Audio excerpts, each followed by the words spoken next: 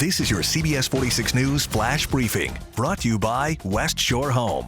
Good afternoon to you. I'm Megan Packer. In Southeast Georgia, a judge says there is enough evidence in the Ahmaud Arbery case to send it to trial. Father and son, Gregory and Travis McMichael, along with William Roddy Bryan, face felony murder charges. Arbery was chased down and shot in Brunswick back in February. In court yesterday, we learned the gun Gregory McMichael had on him at the time was issued by the Glynn County Police Department when he was previously on the force. William Bryan reportedly told police Travis McMichael used a racial slur during the killing. Mr. Bryan said that after the shooting took place, before police arrival, while Mr. Arbery was on the ground, that he heard Travis McMichael make the statement. Bryan recorded video of the shooting, but we've learned more about his alleged role. A GBI agent says he ran Arbery into a ditch and also hit him with his truck as he continuously tried to block him in. The case has been sent to a Superior Court judge and on toward a trial.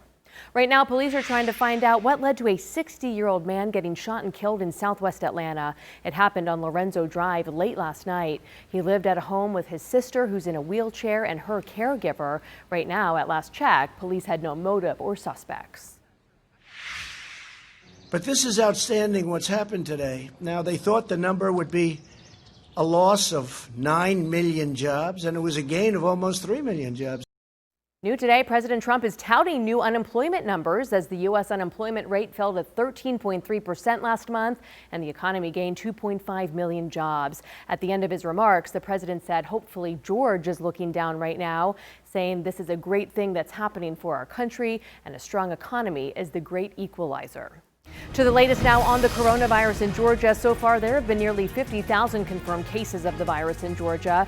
More than 2,100 people have died from the virus in our state. Almost 600,000 people have been tested all across Georgia.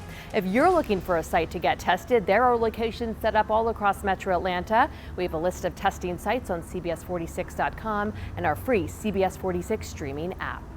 The Georgia Tech Police Department is remembering one of its own. Officer James Koronacchia lost his battle with COVID-19 this week. He was with the department for nearly 20 years. He leaves behind a wife and 3 young sons, and we've learned his wife is currently recovering from the coronavirus herself. This will be the first weekend bars and nightclubs can open in Atlanta since March, but they must follow 39 mandatory safety requirements, including screening workers, limiting capacity, allowing parties of no more than 6 people, and only serving drinks with designated areas. Today is the last day for early voting for Georgia's primary. A number of polling locations have seen very long wait times. This week, reports say some voters were forced to wait 2 to 3 hours to cast their votes at the C.T. Martin Rec Center. People say those lines stretched all the way down the street. To help cut down on wait times, officials are asking anyone who received an absentee ballot and decided to vote in person to please bring that ballot with you when you come in to vote. Let's get the latest now on our forecast with meteorologist Molly McCullum.